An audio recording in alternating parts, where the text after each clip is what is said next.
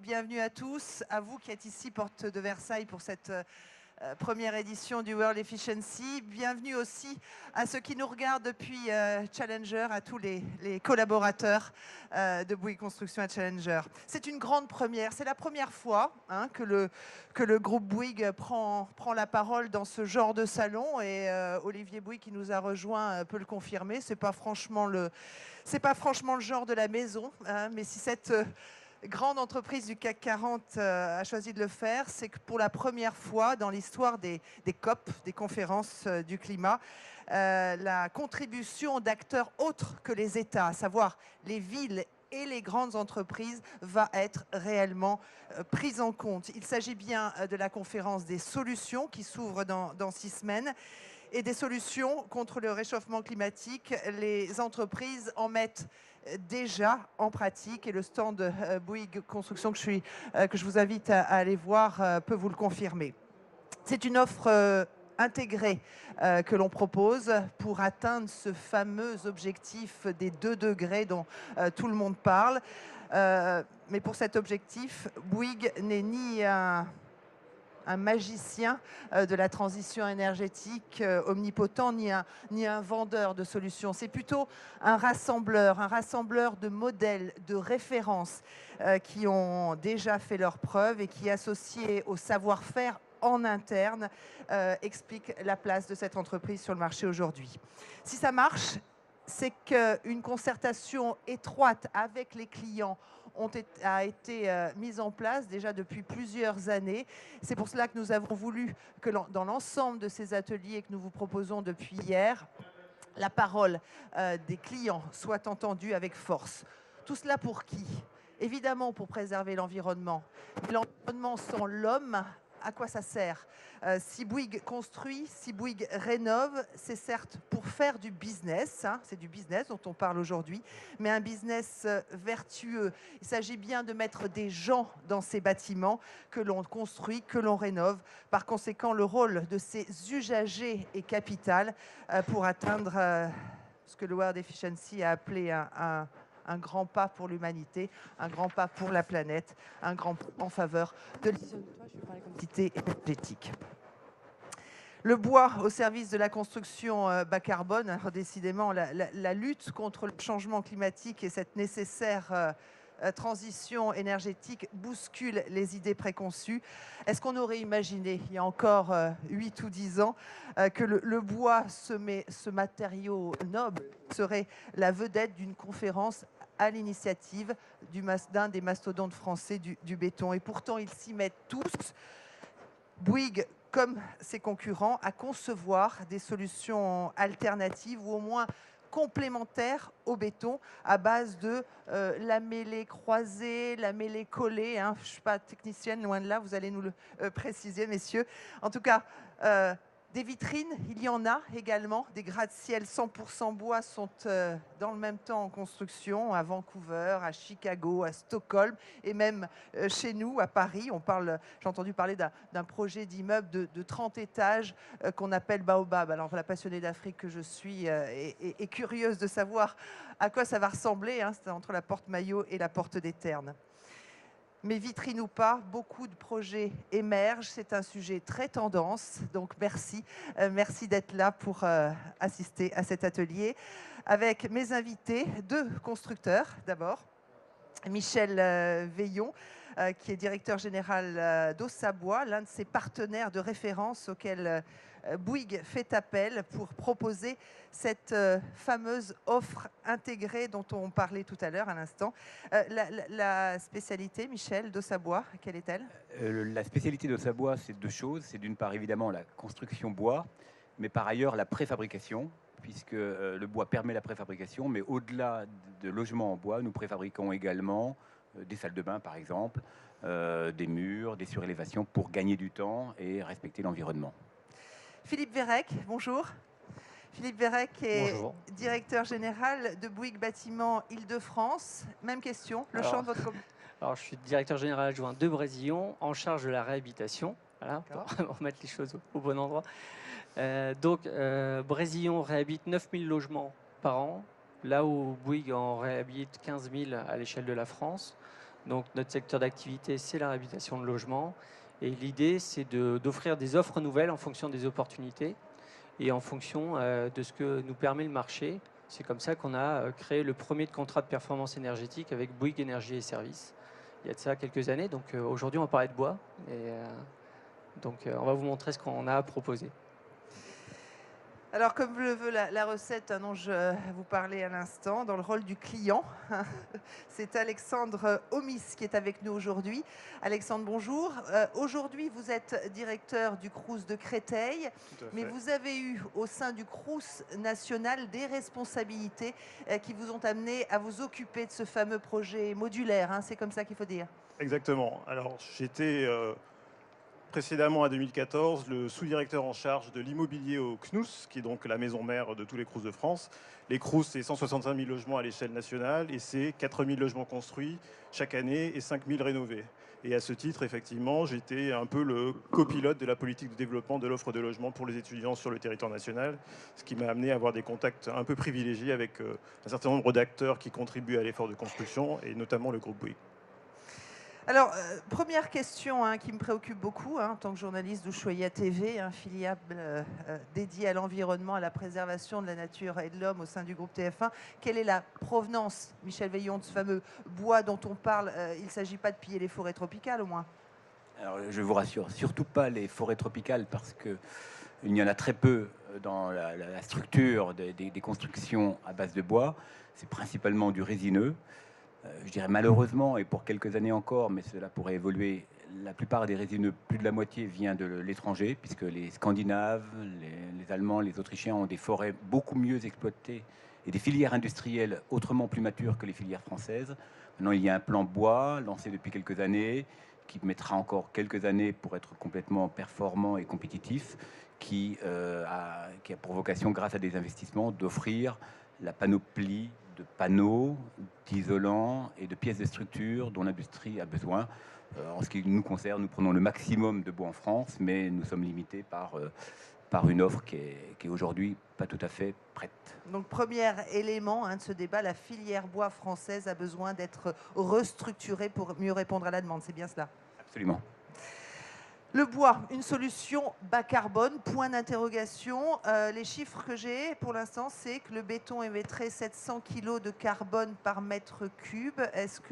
Michel, est-ce que vous confirmez? Oui, mais je pense qu'au-delà d'un chiffre comme ça donné, le vrai élément à prendre en compte, en tout cas dans les logements collectifs, c'est que la construction bois permet une réduction de 50 à 60% des émissions de carbone dans la phase construction. Et je pense que Philippe peut dire aussi, quand on est en mix bois-béton, il y a un bénéfice de l'ordre de 20-25%. Alors, si Bouygues, justement, s'est lancé dans cette filière, est-ce que c'est pas par nécessité réglementaire de réduire ses émissions pour anticiper la mise en place éventuelle d'une taxe carbone qui serait pénalisante pour le béton? Alors, il y a surtout une demande du marché pour la construction, mais ça, Michel en parlera plus facilement que moi. Concernant la réhabilitation, il y a deux sujets. Il y a d'une part la réhabilitation des bâtiments qui peuvent se faire en bois et qui permet de gagner en épaisseur avec une performance de meilleure qualité. Et puis le deuxième sujet, c'est la loi Allure qui a permis, en supprimant le COS, de créer du logement. Et donc, on précise, excusez-moi, loi Allure. Donc la loi Allure, c'était dans le Grenelle. Et concernant donc le COS, le coefficient d'occupation des sols, avec l'abolition, on a la possibilité donc de surélever les bâtiments. Et qu'est-ce qu'il y a de plus léger que le bois? Rien. Donc par demande et par opportunité, effectivement, on s'intéresse au bois et on verra que le bois n'a pas que la vertu de pouvoir alléger les structures et donc de ne pas faire de reprise en sous-œuvre des bâtiments. Il a aussi d'autres vertus que sont la rapidité, mais on verra ça un peu plus tard. Est-ce que, messieurs, on a des éléments de comparaison de la facture énergétique? Vous avez commencé à l'évoquer, dans un immeuble construit en béton et dans un immeuble mixte bois-béton. Aujourd'hui, les deux techniques permettent d'obtenir des mêmes performances, mais évidemment, plus on veut un immeuble performant et si on veut aller jusqu'au logement passif, et bien évidemment, le bois est d'autant plus pertinent. parce que quand il s'agit de béton, il faut rajouter des millimètres, voire des centimètres ou des dizaines de centimètres d'isolant pour atteindre des performances. On peut dire que naturellement, le bois est 25% plus performant que la norme standard qu'on appelle la RT 2012. Et en tout cas, c'est et techniquement et économiquement la solution la plus appropriée pour l'habitat et les logements passifs. Un premier exemple sur le terrain, Philippe Vérec, c'est l'exemple d'une surélévation d'un foyer de travailleurs. Là, on est dans Paris intramuros, du côté de Tolbiac, et c'est une surélévation qui s'est faite en site occupé en 2014. Donc on a un retour d'expérience. On va le voir en image pendant que vous nous expliquez de quoi il s'agit. Donc les avantages dont je parlais tout à l'heure, c'est que donc on a un bâtiment existant avec des locataires. On garde les locataires en place. Donc pour l'exploitation du bâtiment, c'est important. Et là où on est performant avec le bois, c'est qu'on vient poser après avoir fait les noyaux de contre-inventement en parpaing, on vient surélever le bâtiment en bois. Donc l'avantage du bois, effectivement, comme le disait Michel, c'est que l'émission de CO2 est réduite de 20%. Mais à cela, il faut rajouter le fait que la surélévation de 3 niveaux se fait en 3 semaines, là où en béton, elle aurait eu lieu certainement en 1 mois et demi. Donc globalement, ce qu'on peut dire, c'est qu'on réduit les délais globaux de 20% quand on fait une construction en bois. Et puis ensuite, vous évitez les déplacements, les transports, les nuisances pour les riverains.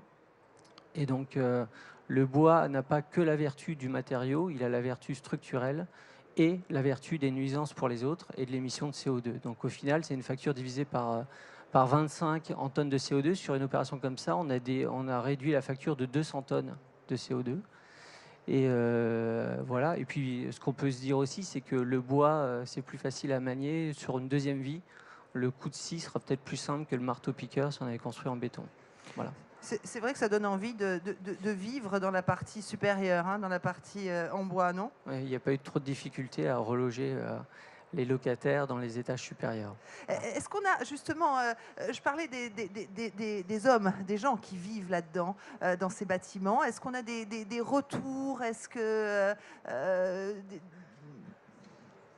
Donc aujourd'hui, globalement, il faut quand même se dire que la construction bois, c'est le fait de construire. Après, les habitacles, c'est la conception architecturale. Et généralement, effectivement, les gens apprécient de vivre dans des locaux qui ont une empreinte écologique inférieure. Après, ça reste des logements comme d'autres. Voilà. Mais c'est vrai que des études ont été faites sur la manière de travailler lorsqu'on a la chance de travailler dans des environnements plus en accord avec l'environnement. On est plus productif, j'imagine qu'on vit mieux dans des logements qui sont également plus en accord avec l'environnement. C'est un des objectifs de ce type de construction. Ouais. Michel Veillon, un autre exemple, cette fois avec un immeuble 100% bois. Là, on était dans du mixte.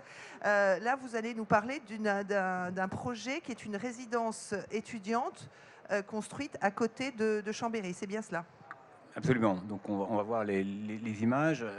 Il y a eu au total à ce jour 6 résidences construites avec ce mode-là. Donc on voit le départ. Il faut retenir que c'est 6 mois de construction, beaucoup moins que la moitié des 12 ou 14 mois qu'il aurait fallu en temps de construction. Vous avez vu la préfabrication béton qui a été posée. Pendant que le terrain se prépare, tout est fabriqué en usine. Et je voudrais insister, je vous ai parlé tout à l'heure au Sabois, spécialiste de la préfabrication. La préfabrication en usine permet d'une part d'avoir des conditions de travail, de sécurité bien meilleures pour les personnes qui travaillent chez nous. Deuxièmement, ça nous permet d'atteindre un niveau de qualité. On parle du millimètre. Et quand on empile sur 5 étages des modules ou des murs, la précision du millimètre est requise et permet le numérique, ce que permet le numérique.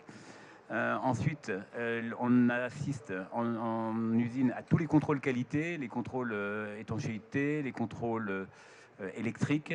Là, vous voyez la fabrication des salles de bain et vous voyez également que le travail en usine permet la mixité homme-femme qui est très difficile sur chantier.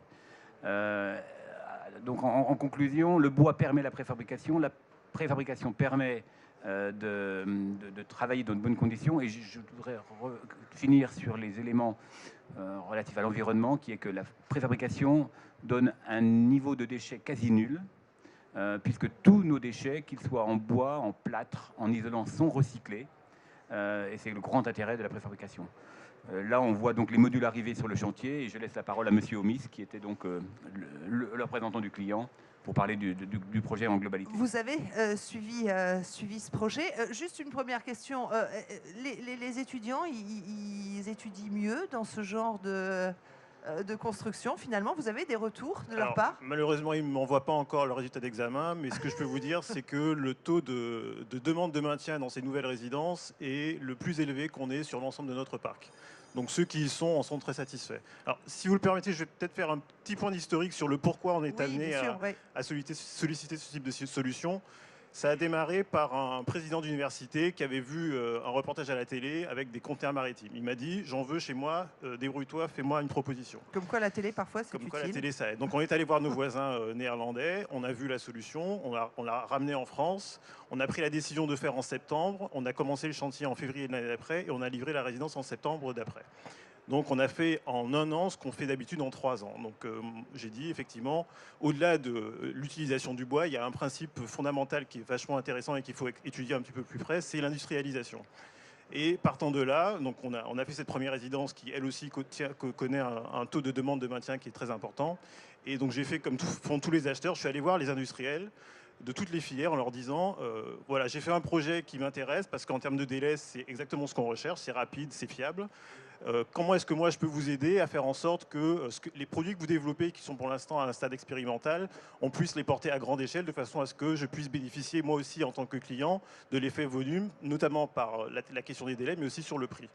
Et donc après avoir fait le tour d'un certain nombre d'industriels qui étaient déjà engagés dans la filière bois, ils m'ont dit pour l'instant on a un souci, c'est que la demande n'est pas suffisante. Donc moi on est parti de ce constat-là pour dire on va faire un accord cadre de façon à ce que vous ayez des perspectives en termes de volume qui vous permettent vous d'envisager vos investissements de façon sereine.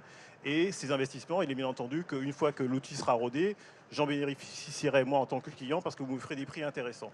Et donc sur les 3 dernières années, grâce à cet accord cadre, on a construit 3000 logements par procédé industrialisé, dont les 3/4 en bois. Et en termes de délai, on est effectivement très satisfait parce qu'on diminue les délais de chantier quasiment par 2. Et en termes de coûts, alors bien entendu, les premières opérations étaient un peu des opérations test, donc on n'a pas gagné grand-chose par rapport à la construction traditionnelle. Mais avec les différentes itérations, le fait que je me sois permis de retourner vers les industriels en leur disant tel et tel point sont à corriger, y compris voir les architectes en leur disant du point de vue architectural, il faut un petit peu améliorer quelques points de façon à faire aussi passer auprès des collectivités le fait que ce n'est pas simplement un objet qu'on pose là et qu'on va devoir détruire en 10 ans, mais au contraire quelque chose qui est très pérenne. On a fait des itérations successives qui font que maintenant on a des produits qui sont tout à fait viables et dont on sait que dans 40 ans on sera encore très heureux de les avoir là où on les a posés. Ce que je retiens dans tout ce que vous dites, entre autres choses, c'est cette concertation, l'efficacité de cette concertation, et puis votre propre initiative aussi. C'est-à-dire que vous êtes allé voir, il faut être à l'écoute aussi, beaucoup. Oui, on est très conscient que mettre en place un outil de production qui permette de répondre aux attentes des clients, c'est un investissement important et qu'on a aussi une part de responsabilité, nous, en disant moi, je vous demande des efforts à la fois en termes de délai, en termes de prix, mais je contribue aussi en faisant la promotion de ce que vous faites pour moi vis-à-vis d'autres. Donc, tout ce qu'on fait au Savoie et Bouygues en matière de construction en nous livrant des projets dans les délais, en respectant les enveloppes de prix qu'on a fixées, ça me permet aussi à moi de défendre auprès des collectivités qui parfois sont réticentes vis-à- ce de ce type de procédé, parce qu'ils ont eu des expériences malheureuses par le passé, de défendre le fait que non seulement le procédé est pertinent, qu'en plus on arrive à respecter des délais, ce que d'ordinaire on fait quand même assez rarement, il faut le dire, et qu'en plus pour eux c'est aussi bénéfique parce qu'on fait des promesses qu'on tient dans des délais raisonnables. Mais je peux juste vous demander votre âge, Alexandre ? On ne pose plus ce genre de questions, j'ai passé l'âge de devoir répondre. Bon, moi j'ai l'impression, d'habitude c'est les femmes qui disent ça, mais moi j'ai l'impression qu'à la base, il y a un engagement citoyen chez vous aussi. Si vous voulez, nos étudiants sont... individuels, hein, oui, non, mais de votre part. De ma part, mais aussi, mais c'est simplement parce que j'ai aussi une responsabilité vis-à-vis des étudiants qui, comme vous le savez, sont de plus en plus ecologically conscious, comme disent nos voisins anglais. Et donc, moi, ce que me demandent les étudiants qui siègent dans mon conseil d'administration, c'est « Monsieur Homis, pourquoi est-ce que vous augmentez les charges ?» Je leur dis « Maintenant, je n'augmente plus les charges parce que du fait d'avoir des nouveaux bâtiments qui sont aussi efficaces qu'on l'a, moi, on me promet que un grille-pain et un ordinateur allumé, ça suffit à chauffer. » Donc, quand je signe avec Bouygues, je leur dis « Écoutez, moi, j'ai bien entendu que j'ai pas besoin d'allumer le chauffage. Donc, le chauffage électrique, je le mets pour vraiment en cas d'accident, mais il ne servira jamais. Par contre, si au-delà du grille-pain et de l'ordinateur, j'ai une facture d'électricité qui augmente, je vous renvoie la facture. » Et tout le monde a accepté, Bouygues compris, de me signer un engagement me disant qu'effectivement, les engagements en matière de consommation énergétique sont respectés. Ce qui me permet à moi d'aller voir mes étudiants en conseil d'administration en leur disant « Écoutez, cette année, je n'augmente pas les charges parce qu'on m'a promis que de toute façon, elles n'augmenteraient pas et qu'au contraire, elles ont diminué. » Et on constate par rapport à des bâtiments qui ont été construits il y a 10 ans qu'effectivement, la facture énergétique est divisée par 5. Alors, pour répondre à cette demande, au sein de Bouygues, il a bien fallu mettre en place une stratégie bois. Hein. Comment s'est-elle mise en place? Est-ce qu'on a mis en place, je sais pas, un pôle de compétences, par exemple? Comment ça a fonctionné, Philippe Bérec? Vous êtes bien informé. Donc, au sein de Bouygues Construction, il y a un pôle de compétences qui a été créé de façon à relier toutes les compétences qui pouvaient exister dans différentes entités, de façon à accompagner les entités vers des offres adaptées à leur marché respectif. Et c'est comme ça que chez Vraisillon, on a mis au point avec le pôle de compétences bois et avec des partenaires une offre qu'on appelle Attic Bois. Alors, on est parti de ce qu'on a vu tout à l'heure sur Tolbiac, c'est-à-dire une attente de nos clients, une attente aussi des copropriétés, parce qu'on fait quelques copropriétés, où les gens veulent valoriser leur toit. Donc nous sommes partis avec l'envie de ramener du logement social au cœur de ville, avec un prix de foncier exorbitant, donc vous allez voir tous les éléments de langage sur le film, un prix de foncier exorbitant, un besoin donc de faire tourner des bilans avec des loyers qui n'évoluent pas en fonction du foncier. Et donc l'idée est de dire, quel que soit votre bâtiment, quelle que soit la complexité et le besoin que vous avez d'utiliser le bâtiment tel qu'il existe, on peut vous proposer une solution de surélévation bois en gardant les locataires dans le bâtiment, à un prix de départ. Donc on est bien sûr sur l'adaptation, mais aujourd'hui on sait faire à partir de 1 800 € du mètre carré construit une surélévation bois dans Paris. Le pôle de compétences nous a aidé à guider nos partenaires. Donc, on est parti avec 2 partenaires. Un partenaire industriel qui a été choisi, qui est Techniwood, pour des raisons de souplesse et d'adaptabilité. On n'est pas dans la préfabrication, on est vraiment dans le savoir-faire du bois. Et LWI, qui est un bureau d'études bois qu'on a choisi justement pour ses références de maison sur le toit. Donc, l'idée, c'est que vous soyez bailleur, que vous soyez copropriété, nous avons la solution pour surélever votre bâtiment. Voilà. Alors, ça m'amène à parler justement du marché. Hein. D'abord, Michel Veillon, la part de la construction en bois sur le marché, c'est combien en pourcentage? Est-ce qu'on a des chiffres? Alors, pour la partie, je vais parler que de la partie logement, donc hors bureau, hors commerce, et pour la partie hors immeuble de grande hauteur, la part de marché est un peu plus de 10%. Ce qu'il faut surtout noter, c'est qu'elle était à environ 4% au début des années 2000. Donc elle a fortement progressé. Elle marque un peu le pas, il faut le dire, depuis 2 ans. Elle est peut-être un peu liée aux difficultés générales de la construction, mais aussi parce que tout le monde a observé que le coût d'énergie est très bas. Et puis l'autre raison, pour ma part, je crois que, comme je l'ai évoqué tout à l'heure, la filière bois, la filière industrielle bois n'est pas du tout assez mature. Et donc la compétitivité optimum que l'on pourrait obtenir n'est pas encore tout à fait là. Elle s'améliore et elle va encore s'améliorer. Pour comparer avec nos voisins ou les États-Unis, où les maisons, les logements en bois représentent le standard bois, c'est 80% du parc des maisons.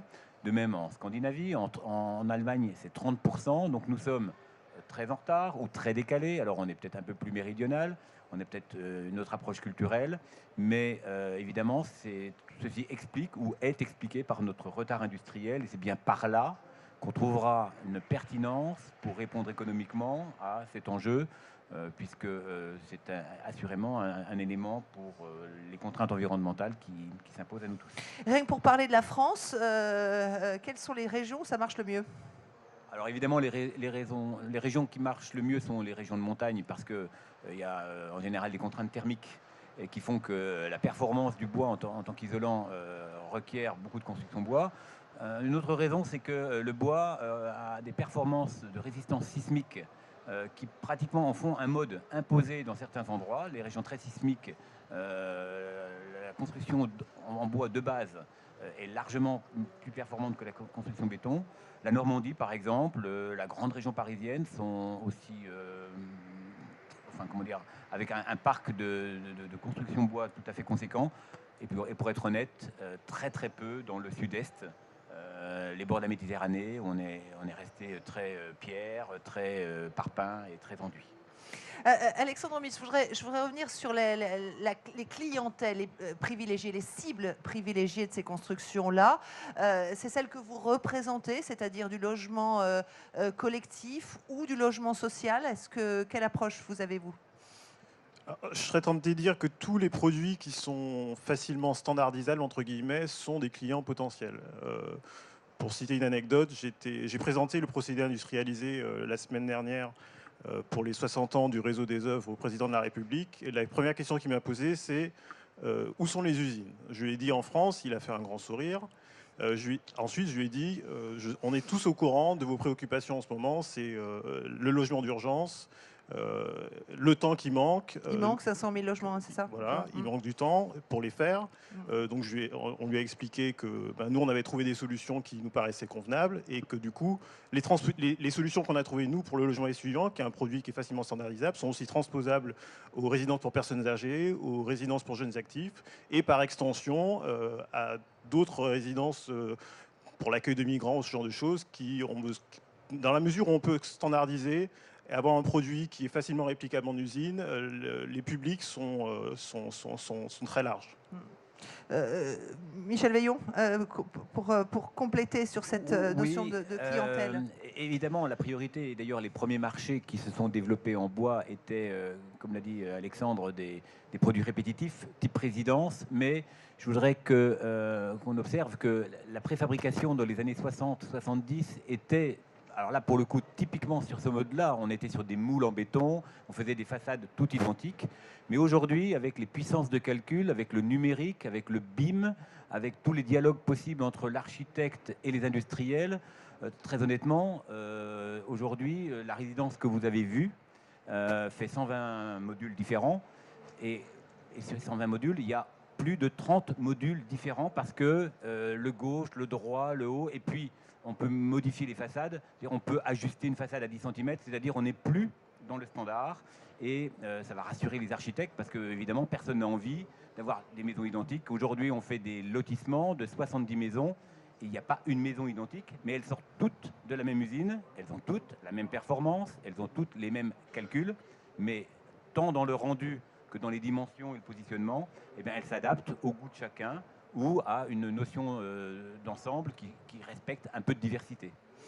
Alors, une construction en bois, en dehors de l'esthétique, de la nécessité de lutter contre la standardisation, hein, personne n'a envie de vivre dans des maisons comme tout le monde, hein, et de la préservation de l'environnement, hein, évidemment, de la transition énergétique.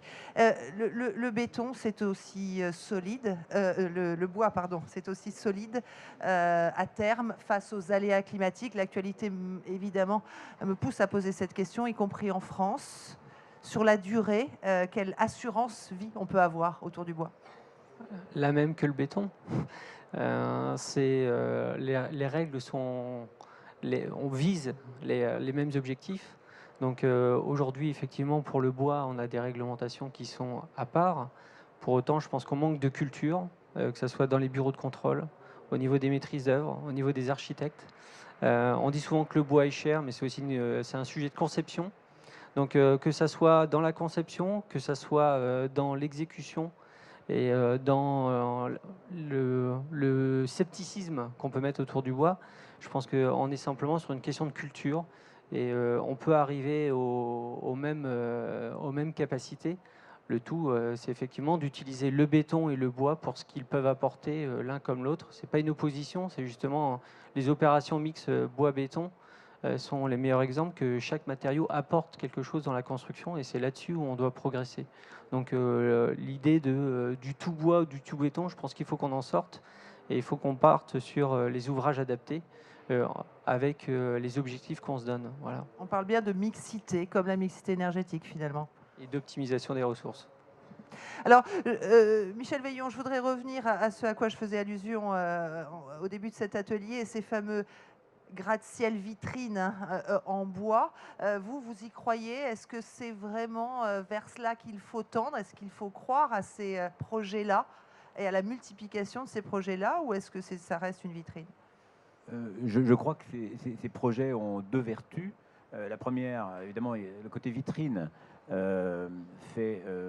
permet une communication, une vulgarisation sur le procédé de construction à base de bois. Et comme l'a dit Philippe, aujourd'hui, évidemment, il y a des codes de calcul, il y a des normes. Et il n'y a aucun doute que même un immeuble de 30 étages construit en bois sera résistant, durable dans le temps, pour la simple raison qu'il aura été prévu pour. La seule nuance aujourd'hui, c'est qu'il va être un peu cher pour les raisons que j'ai évoquées, qui sont que la filière bois française, ou la filière bois aujourd'hui en général, n'est pas tout à fait optimum pour aller produire des matériaux et des concepts avec ces contraintes-là. Puis la deuxième vertu, c'est que évidemment, c'est un challenge qui fait progresser l'ensemble de la filière, qui fait progresser les bureaux de calcul, les bureaux d'études, qui fait progresser les industriels, et puis tous les gens qui sont en amont, ceux qui fournissent, ceux qui sont les transformateurs entre l'arbre, la forêt, et puis les industriels que nous sommes. Donc il faut passer par là, pas d'inquiétude. Alors en tout cas, aucune inquiétude pour aucun des bâtiments qui sont construits aujourd'hui. Les contraintes et les codes auxquels nous devons répondre sont tous suffisamment contraignants pour qu'il n'y ait pas d'inquiétude là-dessus. Mais après, l'optimum technico-économique mettra encore quelques années pour, en tout cas dans la grande hauteur, démontrer si le bois est une solution qui répond économiquement aux besoins de logement. Pour le reste, pour ce qui est des maisons, pour des petits immeubles, on est dans des ensembles à R+4 étages ou R+6 étages, il n'y a aucune inquiétude, c'est devenu maintenant un mode de construction standard et sûr.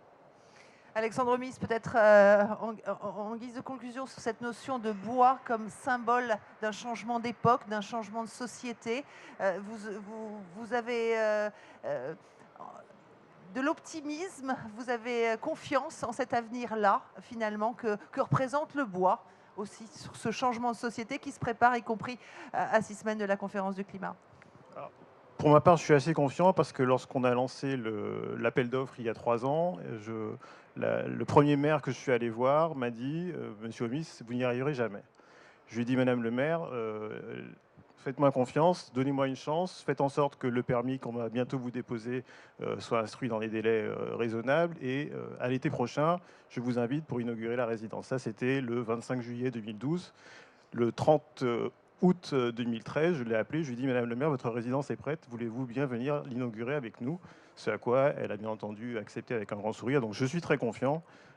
On a démontré que ça fonctionnait. Les étudiants qui sont là, donc on a maintenant 2 ans d'expérience sur les premières résidences, les étudiants qui sont là sont ravis. Ils sont même surpris que les performances énergétiques soient aussi bonnes parce qu'on est même obligé de leur rappeler que la température de confort c'est 19 degrés et pas 25 et que donc il est inutile d'ouvrir les radiateurs très très grands, donc ça fonctionne très bien.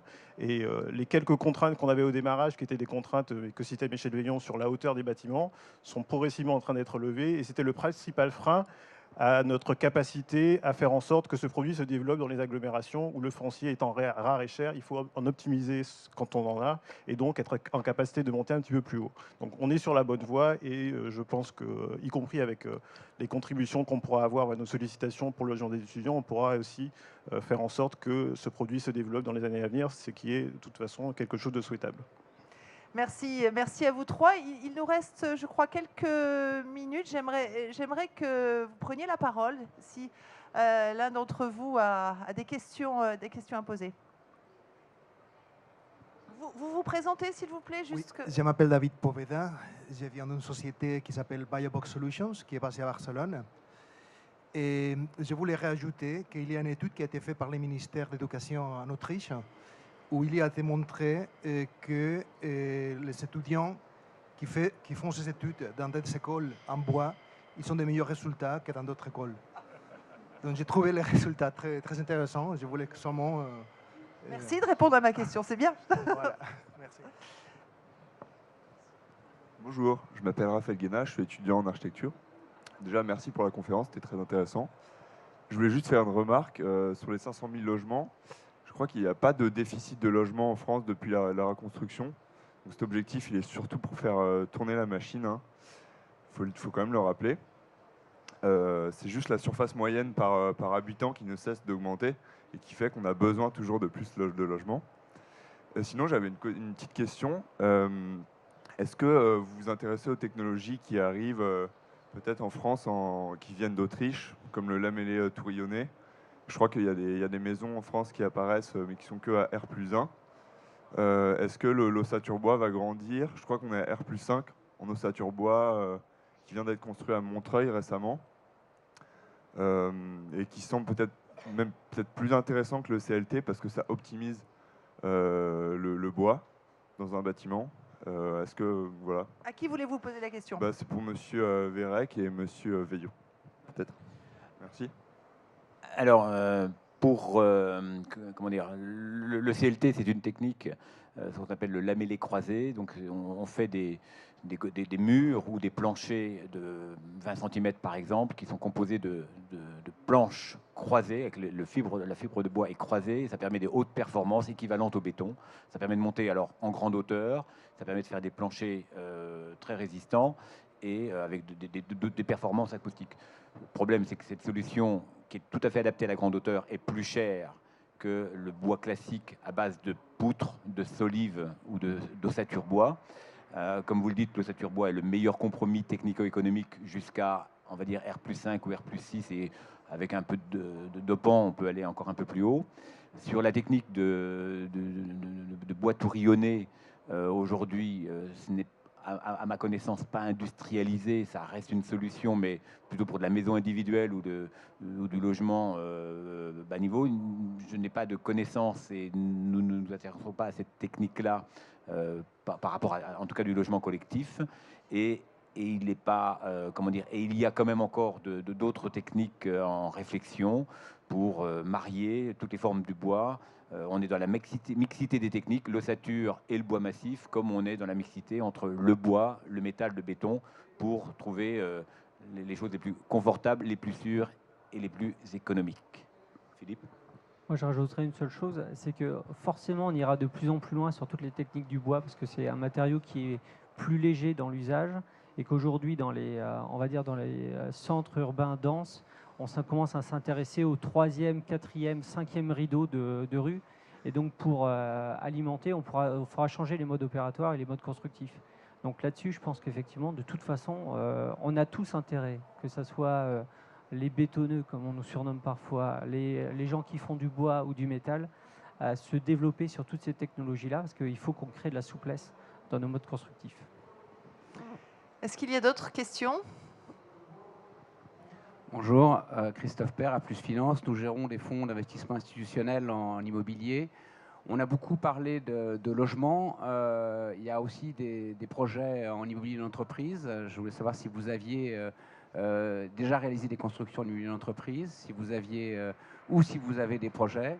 Et par ailleurs, on a abordé beaucoup les performances énergétiques. On n'a pas trop parlé des performances acoustiques. Et en pendant avec cette question, j'avais cru comprendre que la construction bois s'adaptait particulièrement bien, notamment à la construction de bureaux bois, qui a peut-être des contraintes moins importantes en matière acoustique que les contraintes logement, puisqu'effectivement, ça semble être un petit peu le point faible de la construction bois. Alors, en ce qui nous concerne, nous avons un nombre limité d'opérations en termes de bureaux. Comme on fait ce qu'on appelle du mur à ossature bois, on a fait quelques opérations où on est venu apporter des murs à ossature bois sur des structures en béton. Et ça a permis d'apporter certaines variétés architecturales, de la performance thermique, de la rapidité et du coût. Mais la construction d'immeubles de bureaux en bois existe, elle est même conséquente, parce que on n'est pas sur des techniques d'ossature, on est sur des techniques de poutres, de structure, de lamellé-collé, de choses visuelles, quelquefois emblématiques quand il s'agit de sièges, quand il s'agit de beaux bureaux. Mais l'un peut se compléter avec des bureaux beaucoup plus classiques qui peuvent être aussi en bois. Par rapport à ce que vous disiez sur l'acoustique, c'est vrai que l'éventuelle contrainte, pas tout à fait point faible, mais contrainte de la construction bois, c'est l'acoustique. Alors il y a une acoustique interétage, et c'est pour ça que dans le logement collectif, il faut mettre un certain nombre d'artifices qui existent pour prendre en compte la transmission des bruits d'un étage à l'autre ou d'un mur à l'autre. Il y a des solutions pour le traiter. On rajoute des plâtres des plâtres ou des placoplâtres un peu spéciales ou d'autres éléments. Et puis également l'acoustique quand vous construisez proche d'une autoroute ou proche d'un périphérique. Et là aussi, il faut rajouter, c'est une contrainte qui peut soit renchérir ou donner des contraintes d'épaisseur supplémentaire ou de hauteur supplémentaire à la solution bois. Tout peut se résoudre, mais cette contrainte-là est intégrée, normée, validée par des labos de contrôle et par du calcul, de manière à ce que le respect du sommeil des habitants de ces logements-là soit assuré. Mais en effet, c'est une contrainte.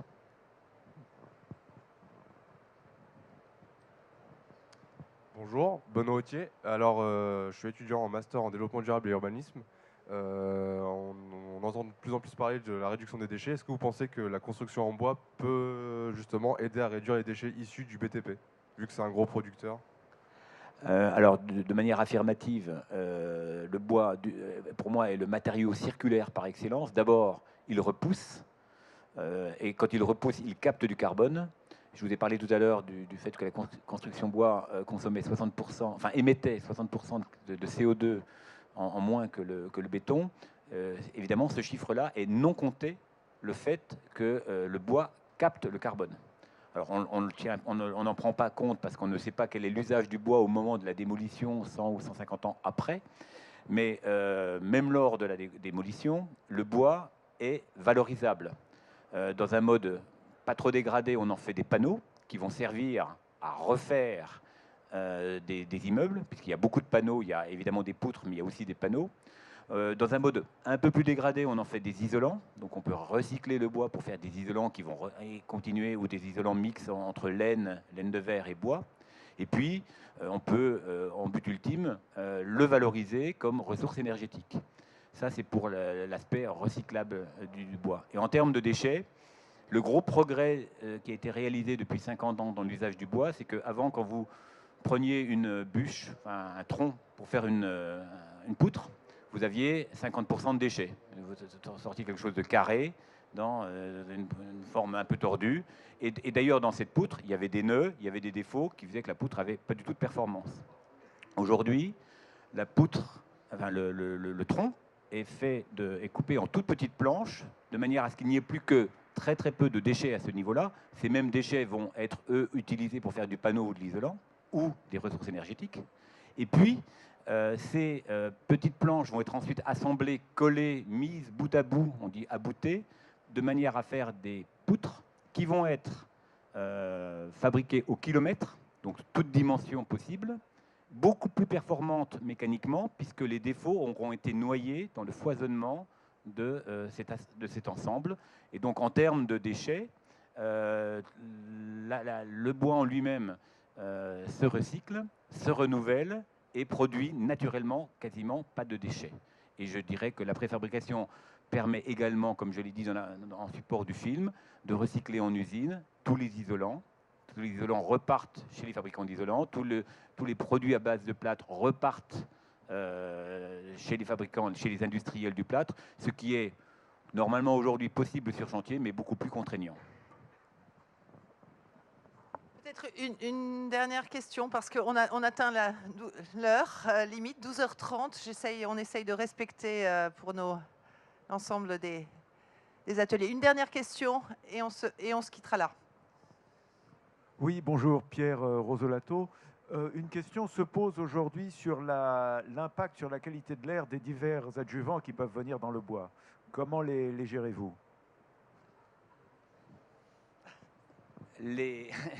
Oui, alors l'impact en question concerne une autre catégorie de bois, principalement ce qu'on appelle le panneau de particules, qu'on retrouve principalement dans les meubles en kit, les meubles qu'on assemble soi-même, ou dans quelques portes de placards. Ces adjuvants sont pas du tout, ce sont principalement des cols, des formaldéhydes. On ne les retrouve pas ou dans des proportions 100 fois inférieures dans les bois de la construction. Et donc aujourd'hui, le sujet n'est pas sensible. Nous avons diverses préoccupations parce que malgré tout, et pour être honnête, les bois de construction sont traités contre les moisissures, sont traités contre les insectes, et c'est une garantie de pérennité évidemment des ouvrages. Et à ce titre-là, il y a une surveillance très précise, normée, des produits qui sont utilisés de manière à garantir tant dans l'usage de la construction que dans le recyclage futur éventuel, de manière à garantir qu'il n'y ait pas de nuisance dans les produits utilisés. Merci, merci messieurs, Michel Veillon, Philippe Vérec, Alexandre Remise pour votre expertise, votre témoignage. Merci à vous pour votre attention interactive. Et j'aurai le plaisir de vous retrouver demain pour 2 autres conférences Bouygues Construction, consacrées cette fois aux écoquartiers en Europe et aux centrales solaires. Bon après-midi à tous.